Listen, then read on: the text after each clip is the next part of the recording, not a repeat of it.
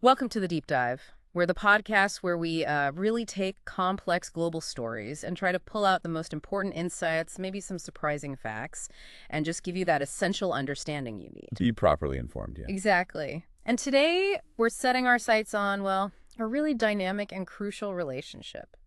The growing ties between India and the huge, incredibly diverse continent of Africa. It's a big one. It is.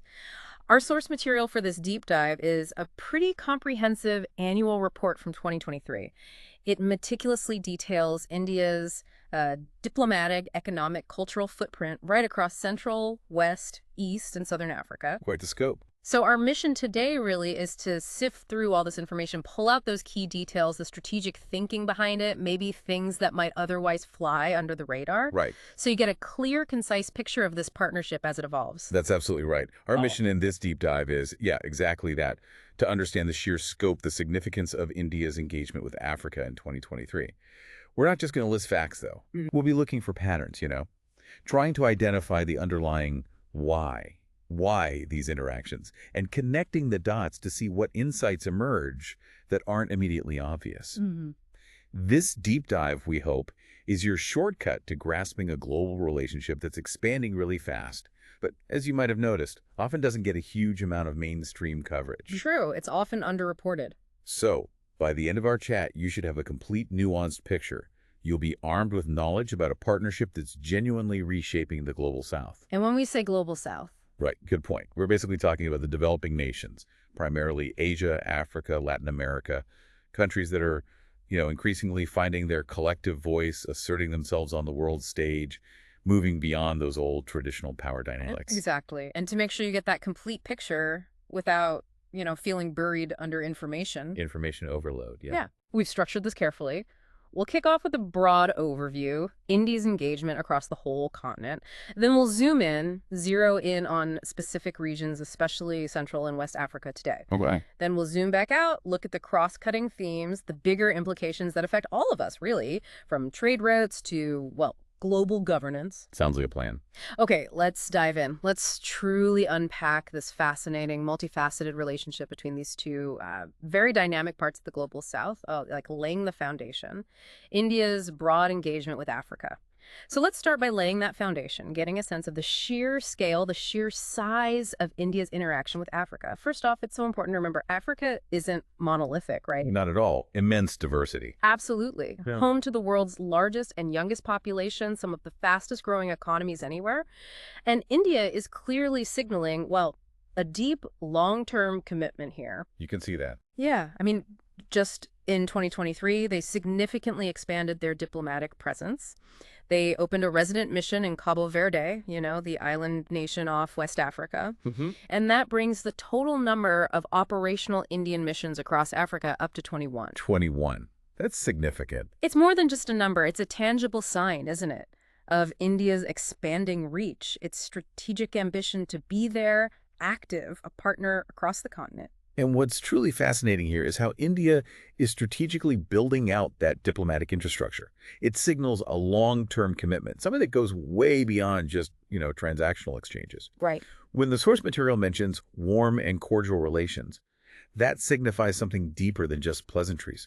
It points to a solid foundation, mutual respect, shared history, often, and aligning interests on the global stage. You see evidence of that. Oh, absolutely. Look at the consistent support Central and West African countries give India for its candidatures in the UN, other international bodies. This isn't just diplomatic backscratching. It's about building genuine trust, a shared understanding on critical global issues. It points to a long-term strategic alignment. And this consistent backing, it's crucial for India's goals, like, say, a permanent seat on the UN Security Council. Oh, okay. It shows its growing influence and a shared vision with African nations for a more, multipolar world. Beyond those resident missions, these high-level meetings, they're obviously key for actually making things happen, right? Translating that goodwill into action. Definitely. And a prime example in 2023 was the 18th CII-XM Bank Conclave on India-Africa Growth Partnership.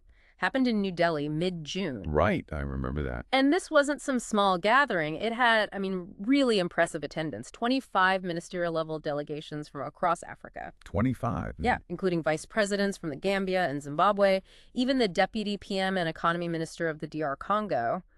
That's a serious lineup. It signals how important African nations see this partnership, too.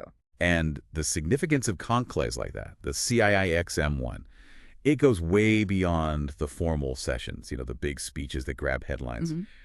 What truly matters, and often doesn't get explicitly stated, are those bilateral talks on the sidelines. Ah, the corridor conversations. Exactly. That's where direct personal relationships get forged. Ministers, business leaders, trust is built in those candid conversations. Specific deals, investments, collaborations, they're often kicked off or solidified right there. So that's the engine room, really. Think of it like that, yeah. Yeah. The engine room of partnership building. These events are practical, high-impact platforms for dialogue.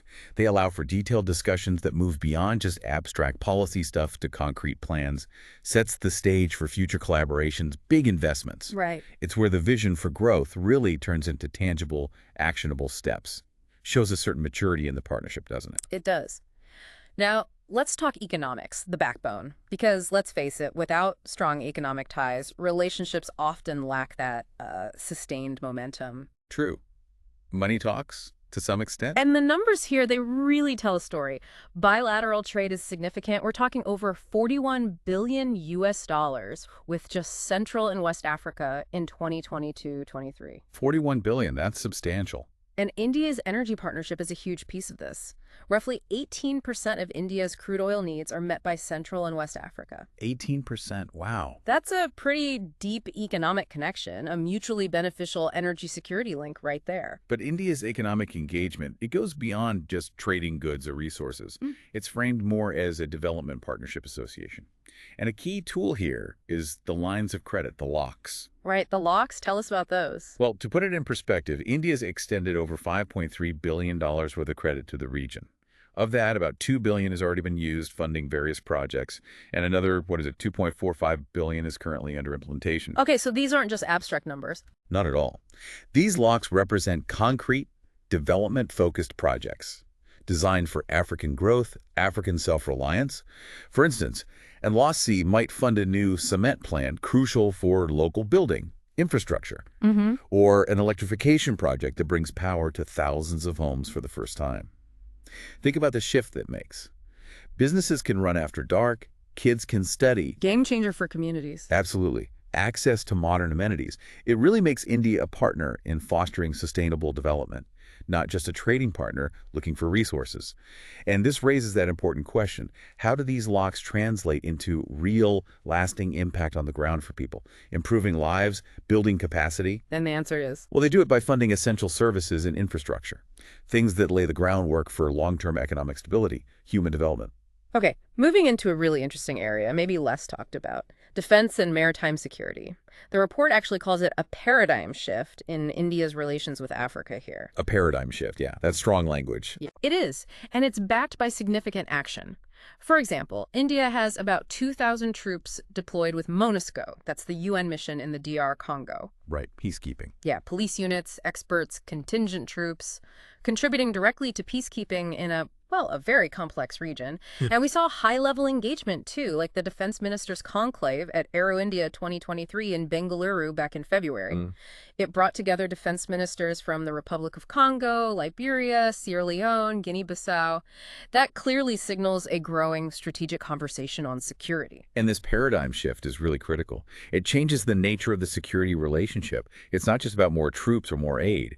It's a strategic evolution from India maybe providing security assistance to genuinely co-creating security solutions with African nations. So creating. Interesting. Yeah. Like an Indian delegation attended the G7 plus Friends of Gulf of Guinea annual plenary in Dakar. That's a key forum for maritime security. Right, piracy is a big issue there. Huge. So India's presence signals an active collaborative role in tackling these broader regional stability concerns, especially anti-piracy in those vital shipping lanes. The joint exercises, the port calls, the capacity building. It's not just about showing force. No. It's about fostering interoperability, sharing best practices in naval stuff, and crucially, building the capabilities of African nations to secure their own waters, their own borders. It's a collaborative approach. Fostering self-reliance. Exactly, which is very different from traditional foreign military presence or aid. It underlines this mutual understanding that regional security is a shared responsibility. And that benefits global trade, global stability, ultimately benefits you too. And finally, maybe the most impactful piece for the long term, the human connection. India's commitment to capacity building people-to-people ties. It's extensive, it's deep. And future-focused. Very much so. They offer a large number of training slots under the ITEC program that covers civil and defense training, plus ICCR scholarships for higher education in India. Standard, but important. But the real game changer here, I think this innovative initiative, is the flagship Evidh and Arocha Party Network, the EVB-ABI project. Yes, the online education platform. Exactly. Ambitious online programs specifically for African students. Lets them pursue degrees, diplomas, certificates from India using digital tech. India committed 15,000 scholarships under this. And did they meet that? They exceeded it.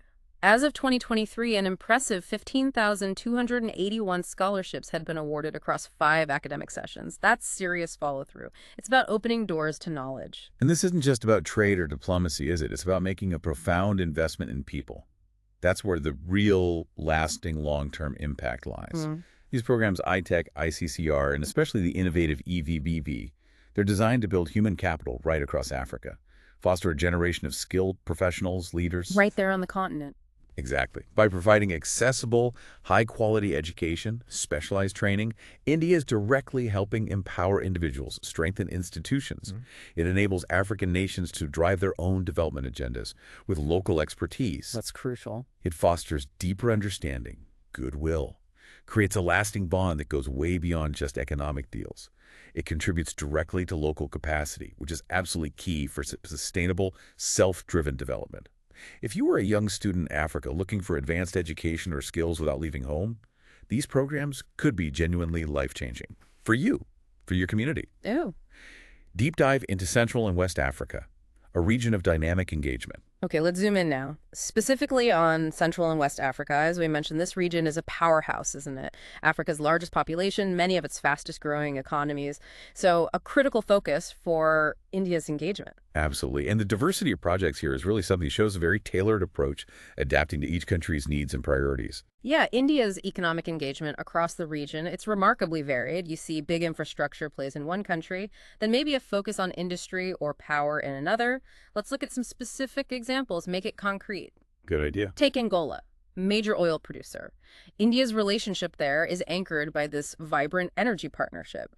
Bilateral trade hit, what, USD 4.22 billion in 2022-23? Significant energy ties. But it's not just oil. A big development in 23 was an agreement between RITES, that's Rail India Technical and Economic Service, and Angola's Railways, CFM, for comprehensive railway development-related infrastructure. So focusing on transport infrastructure. Yeah. Critical for growth. Exactly. Bolstering Angola's transport backbone, essential for connectivity, economic activity. Then you shift from Angola's energy and infrastructure focus, and you look at Benin. India seems to be pivoting more towards industrial development, agriculture there. Different needs, different approach. Right. Friendly ties, shared democratic values. Their trade was about USD 1.34 billion. And notably, around 90 Indian or Indian-owned companies are active in Benin's Glodjigbi industrial zone. 90 companies. In what sectors? Diverse stuff. Cars, textiles, food processing. So, India is playing a role in industrialization, creating jobs. Plus, India joined Germany in this tripartite agriculture mechanization project. Small value, UR 135,000, but it shows collaboration to boost farming productivity. Vital for food security. Interesting mix. Energy, transport, industry, agriculture. And power generation. Another critical area. Look at the DRC, the Democratic Republic of Congo. Resource-rich country. It saw a big boost with a new line of credit USD 180 million plus a $20 million grant. Specifically for the Katenda hydroelectric project. Hydropower. That's huge for development. A monumental. Aims to provide much-needed clean energy, cut fossil fuel reliance, power the economy. Their trade, by the way, was USD 845 million.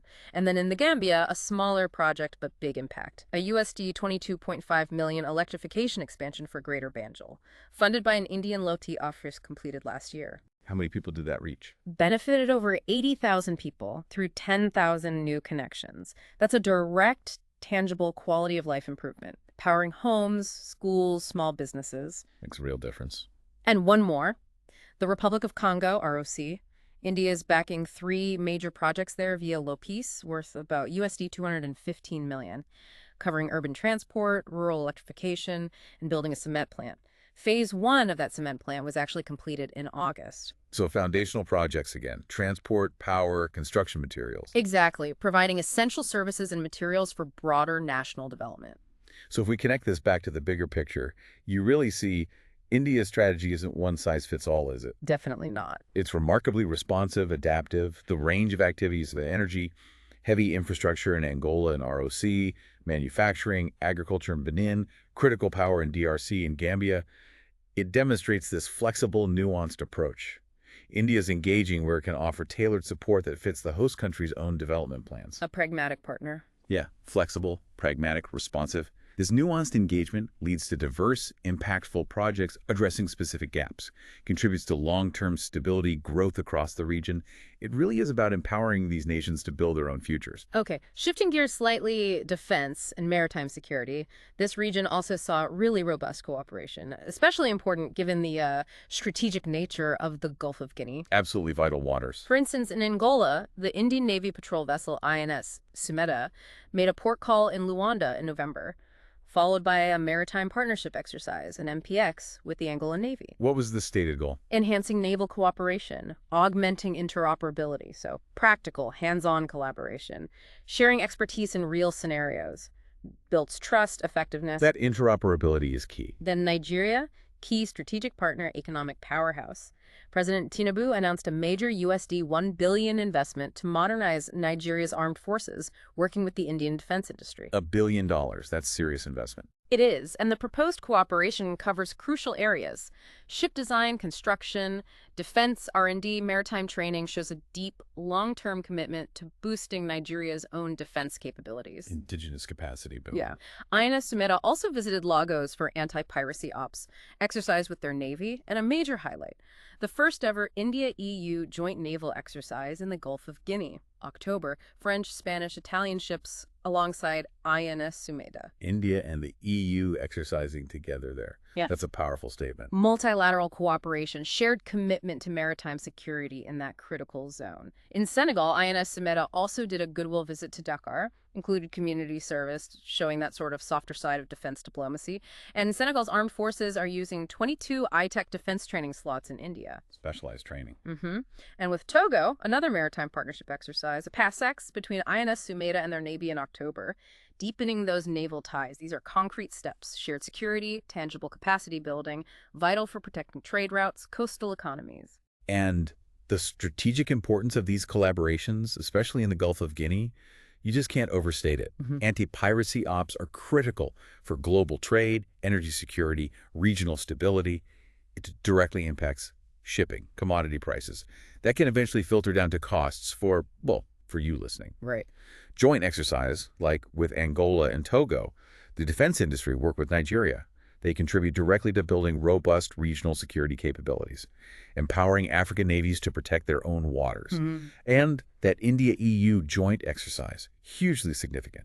A clear demonstration of broader international cooperation, shared commitment. It shows India's evolving role as a kind of net security provider, not just in its own neighborhood, but in distant, vital regions too. It's a shift. It really moves beyond traditional military aid to genuinely collaborative partnerships that foster self-reliance and security. Okay, let's swing back to capacity building education. The breadth of India's efforts in Central and West Africa here is, again, really impressive. Focus on empowering people, institutions. The human capital element. Exactly. Beyond the general ITEC training, ICCR scholarships, the EVBM network, there are specific examples that really show India's tailored commitment. Like in Ghana, the Foreign Service Training Institute, built with a USD 5 million Indian low-C, inaugurated in August, a modern facility for diplomatic training. Investing in diplomacy itself. Yeah. Ghana also used 34 ICCR scholarships, 45 defense ITEC, 60 civil ITEC slots, plus 74 EVBB scholarships. They even hosted an India education fair in Accra and Kumasi, shows strong interest in Indian education. Big numbers across the board there. And in Nigeria, the scale is significant too. 250 civilian training slots under ITES ITEC, 20 ICCR scholarships for degrees, PhDs, hundreds of Nigerian students in the Study in India program, and very specifically 30 law enforcement officials trained at Rashtriya Raksha University in India. The specialized security training again. Focused on modern policing, security challenges, Sierra Leone, 50 ITEC seats, 15 full ICCR scholarships yearly, specific defense ITEC slots for their Navy, Army, Coast Guard, ensuring specialized military training. Tailored to their security needs. And here's a unique one. Chadian students nominated for a one-year Hindi course in India, fostering linguistic, cultural bridges. Côte d'Ivoire saw 68 trainees, including 31 teachers under ITEC, plus 10 ICCR scholarships, focus on education, professional development. These examples really highlight the amazing diversity in the training offered, don't they? Diplomacy, law enforcement, vocational skills, defense, higher education. It's across the map. And it's not just about providing training slots. It's about empowering individuals, strengthening institutions across these nations with the specific skills they need for their own development, investing directly in human capital. For sustainable development. Exactly. Enabling African nations to harness their own potential, drive their agendas from within. These are the kinds of direct impacts that really resonate. They give you a deeper understanding of how these partnerships build a future from the ground up, not just with money, but through shared knowledge, skill transfer. Creates a virtuous cycle of growth. Let's spotlight some really specific country engagements now. Because the details, they often tell the most compelling story, don't they? They bring it to life. Nigeria, for example. Yeah. Invited as a guest country during India's G20 presidency, that's a huge show of diplomatic respect, recognition of its importance. Massive signal. President Bola Tinubu visited Delhi in September for the summit, led to really productive talks on everything: trade, investment, defense, agriculture, even millets, fintech, capacity building. Broad agenda. And get this, at the Nigeria-India Business Council meeting, Indian investors pledged nearly $14 billion in investments in Nigeria. 14 billion. That's staggering. Enormous confidence in Nigeria's economy. Beyond that, significant agreements signed between their meteorological agencies on narcotics trafficking prevention, and a crucial one between Nigeria's interbank settlement system and India's NPCI for a UPI-like payment solution in Nigeria. Exporting the UPI model. That's interesting. Plus, a direct Lagos-Mumbai flight by Air Peace started. Big boost for connectivity. It really is a comprehensive partnership, touching so many parts of national life. Truly comprehensive. Then Senegal.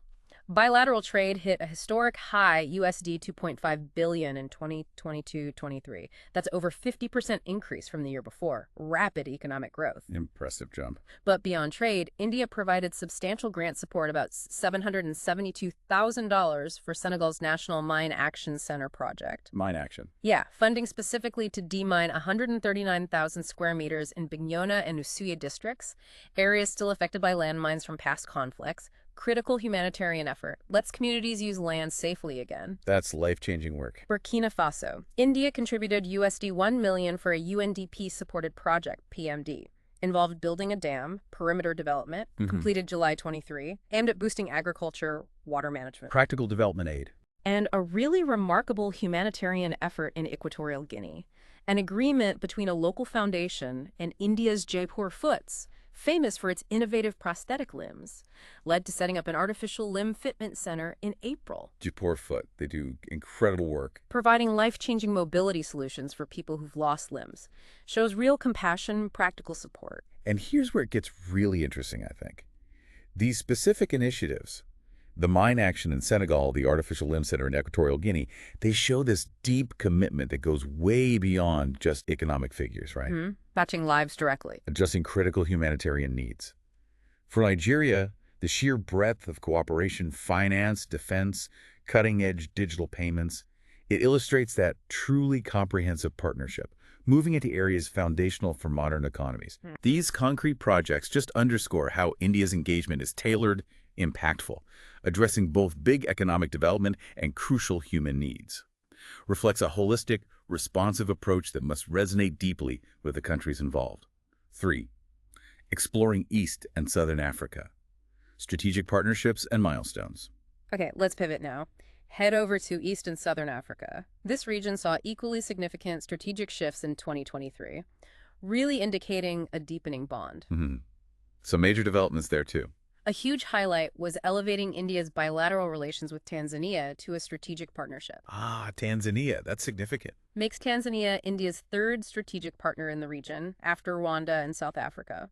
Signifies a much deeper, broader relationship, goes beyond just conventional diplomatic ties. A higher level of engagement. Definitely. And India and Kenya unveiled a joint vision statement on maritime cooperation, underscoring shared security interests, a coordinated approach to, well, looking after the ocean. And the significance of these strategic partnerships, these joint vision statements, it's profound. They indicate a deeper, more coordinated, often more institutionalized approach. Covers security, economy, diplomacy. Structured. Exactly. A clear move beyond just ad hoc stuff towards a more integrated, comprehensive framework. Allows for long-term planning, mutual support. And it's worth noting those big anniversaries in 2023, too. Right, the milestone. 75 years of diplomatic relations with Ethiopia, 60 with Kenya, 30 with South Africa. These reflect enduring ties. A long history of engagement provides a strong foundation for future collaboration, shows the depth, the longevity. These aren't new friendships. They're long-standing bonds being taken to new strategic levels. Economically, this region is also a key partner. Substantial trade volumes, robust commercial activity. We don't have a total figure for the whole region in the report, but we know Tanzania-India trade alone crossed the $6 billion mark, reached USD 6.4 billion in 2022-23. 6.4 billion just with Tanzania. Strong indicator of activity, increasing integration. And if we look at specific trade and investment examples, again, you see tailored engagements, playing to the strengths and needs of each nation. In Mozambique, for instance, India's petroleum minister visited that under-construction LNG plant in the Ofungai Basin. Indian state companies have the largest stakes there. And it was a significant visit first by any foreign dignitary since the project stalled due to terrorism in the area. Shows commitment despite challenges. Unwavering commitment to vital energy projects. Demonstrates reliability as an investor. Kenya, meanwhile, saw its first shipment of Kenyan avocados flagged off for the Indian market in September. New agricultural trade route. Opening new avenues, diversifying their exports. Ethiopia hosted the 6th Joint Trade Committee meeting. Comprehensive review agreed to cooperate across a whole range of sectors. Standardization, finance, pharma, auto, renewables, agriculture, food processing. Wide-ranging cooperation. These aren't just one-off deals. They're about building sustainable trade ecosystems, diversifying partnerships, creating resilient supply chains, new market opportunities. Defense and maritime cooperation also saw significant expansion here. Shared commitment to regional stability, security. Pune hosted the second edition of AFANDEX 2023, the Africa-India Field Training Exercise, AFANDEX, man. aimed to give a fillip to defense cooperation among armies, enhancing understanding of each other's operations, methods, not just theory practical, hands-on training, builds interoperability, shared capabilities in real scenarios. That practical element is vital. In Kenya, their defense minister, Aden Duale, visited India, led to signing an agreement between Goa Shipyard Ltd., the Indian State Shipyard, and Kenya Shipyard Ltd. Shipbuilding collaboration, important for maritime security. Definitely. India also gifted a CT scan machine and parachutes during the visit, broader support. In Tanzania, the second DefExpo was held in Dar es Salaam, showcased 19 Indian defense companies, shows India's growing role as a defense exporter, partner, and even more notably, the first joint Tanzanian EEZ exclusive economic zone surveillance by the Indian and Tanzanian navies took place in July. Direct collaboration in maritime domain awareness, security. Joint surveillance, that's deep cooperation. Tangible signs of deep, practical defense ties, fostering a collaborative security framework. And these joint exercises, defense industry exchanges, they're invaluable. They foster that interoperability, allowing forces to work better together in complex situations. They facilitate sharing best practices, contribute directly to building robust regional security capabilities. Again, moving beyond just aid. Exactly. It shows how India's engagement is evolving beyond traditional military aid to genuinely collaborative partnerships. Both sides contribute. Both sides benefit from enhanced security. It's about building shared capabilities for a safer, more stable region, which ultimately benefits you, the listener, through more secure trade, predictable supply chains, reduced risks in vital waters. Right. It signifies that profound shift towards self-reliance and shared responsibility in regional security. Now, perhaps one of the most transformative aspects of India's engagement in East and Southern Africa is in these high-impact development and educational projects, really aiming to build long-term human capital. This is where things get really interesting. A watershed moment, as a report calls it, was the inauguration of the IIT Madras Zanzibar campus, November 6th. The first offshore IIT, groundbreaking. Absolutely. Extending India's premier engineering and tech education directly into Africa, offering BSc and MTech programs in high-demand fields, data science, AI. Cutting-edge fields. And the inaugural class, started in October, is incredibly diverse. 45 students, 24 Indians, 20 Tanzanians, 1 Nepalese. And get this, 40% female students. Great for gender inclusivity. Fantastic. And ambitious plans for a 250-acre permanent campus, groundbreaking by October 2025, shows long-term commitment. Wow, that's a serious investment in education. Building on that, an agreement was signed in April to set up the first offshore campus of India's National Forensic Science University in Uganda. Forensic science, another critical area. Crucial for expertise in law enforcement, justice. And in Rwanda, an entrepreneurship development center built by India was officially handed over to their government in November. These projects are about planting deep seeds for long-term growth, fostering innovation, equipping future generations. So what does this all mean? It means India is making a significant strategic investment in future generations of African leaders, innovators, thinkers, right there in their home countries. These offshore campuses, they represent a monumental commitment to capacity building in the global South, providing accessible, high-quality education, skill development directly on the continent. Why is this so powerful? Because it empowers local talent, helps reduce brain drain by offering world-class education locally, ensures the skills needed for future development, tech advancement are nurtured within Africa. It's a powerful statement about fostering self-reliance, shared prosperity, and ultimately it means more local innovation, more homegrown solutions, a stronger, more resilient African economy that you as a global citizen will interact with. Okay, let's hone in on a few more country spotlights from this region, showcasing the strategic depth, the diverse nature of these engagements. Tanzania, again. President Samia Suluhu Hassan's state visit in October 1st in 8 years. Pivotal in elevating relations to that strategic partnership. Big visit. Beyond the high-level talks, the extension of the Lake Victoria Pipeline water supply project to Tinde and Shilui was inaugurated, benefiting 136,000 residents, funded by an Indian LOCI. Access to clean water, direct life-altering impact. Absolutely. Kenya's President William Ruto also made a state visit in December, resulted in 5 new agreements, an offer of a USD 250 million LOCI, and adopting that joint vision statement on maritime cooperation, deepening security ties. Kenya also joined the International Solar Alliance and the Global Biofuels Alliance, aligning with India's Global Sustainable Energy Initiative. And here's a fascinating detail. Kenya's Chief Justice, Martha Koome, visited India, even participated in a Supreme Court hearing, lauded for her constitutional law expertise. Oh, wow, judicial cooperation at that level. Remarkable. South Africa. Longstanding partner, fellow BRICS member. President Ramaphosa met India's PM at the BRICS Summit, attended the G20 Summit in Delhi, underscores close ties on multilateral forums. Strong G20 and BRICS links. And a really unique cooperation, the reintroduction of cheetahs in India. An agreement led to 12 cheetahs being flown from South Africa to Kuno National Park in February. Collaboration even in critical environmental conservation. The Cheetah Project. Fascinating. South Africa's strong G20 participation and its proactive support for the African Union's full membership were also highlighted. Shows aligned visions on global governance. Shared multilateral goals. Ethiopia marks 75 years of diplomatic relations, enduring ties. PM Abiy Ahmed Ali specifically thanked India for supporting Ethiopia's entry into BRICS.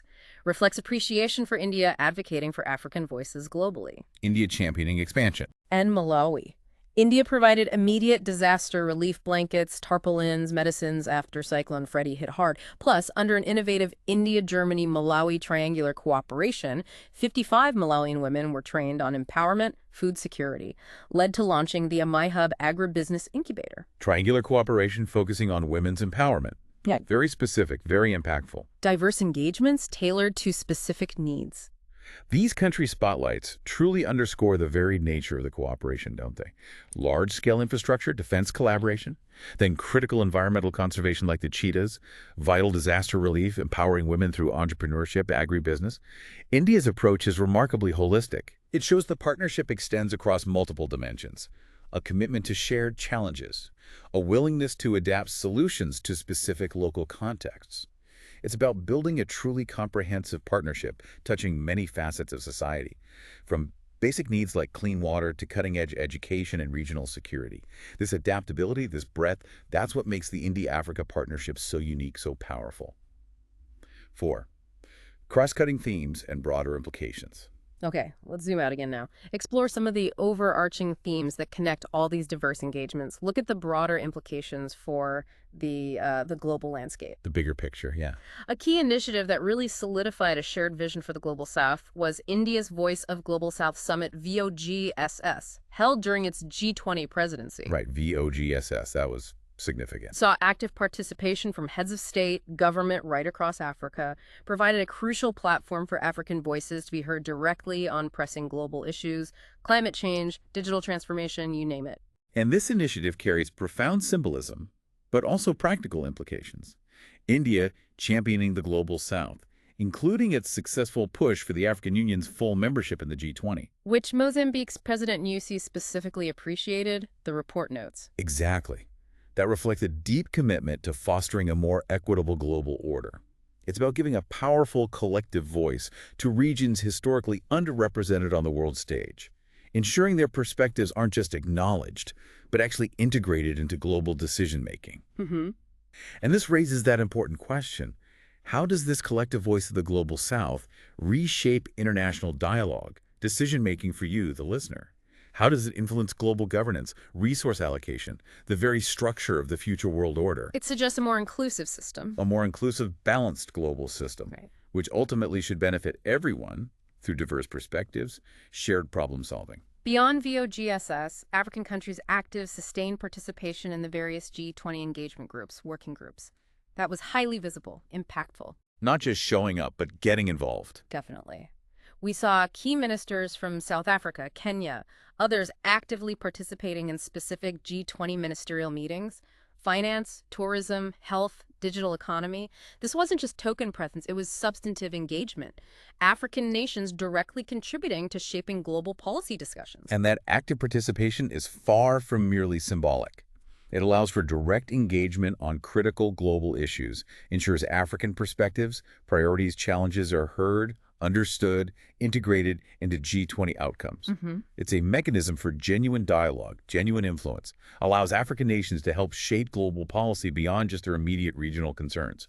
It signifies a real maturation of these relationships. African voices aren't just present, they're influential in global discussions, moving from being policy takers to active co-creators of global solutions. That's a fundamental shift. It fundamentally shifts power dynamics, fosters a more genuinely multilateral approach to global challenges. Finally, let's talk about innovations. New avenues of cooperation emerging from this dynamic relationship.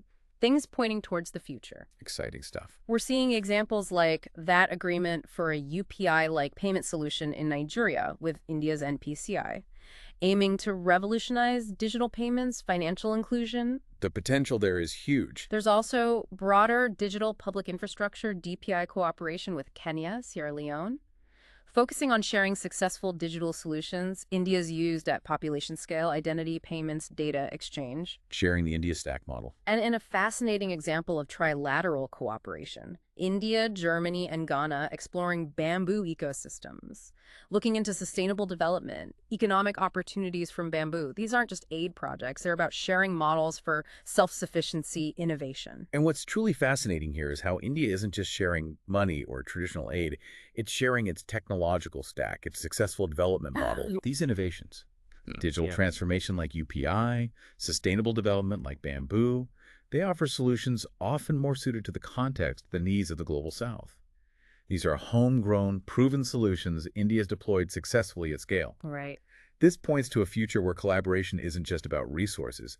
It's about sharing knowledge, technology, development pathways that can truly accelerate growth, uplift communities across Africa in transformative ways. Yeah. It actively shifts the paradigm from aid to Partnership for Innovation, creates ripple effects that could fundamentally alter economic landscapes, digital access for millions. Outro. So, as we wrap up this deep dive, it's pretty clear, isn't it? India's engagement with Africa in 2023 was incredibly broad, incredibly deep. Immense scope. From expanding diplomatic missions, forging major economic partnerships, to strengthening defense cooperation and launching those transformative educational initiatives like the IIT campus in Zanzibar. Really remarkable range. And this wasn't just about high-level meetings, photo ops.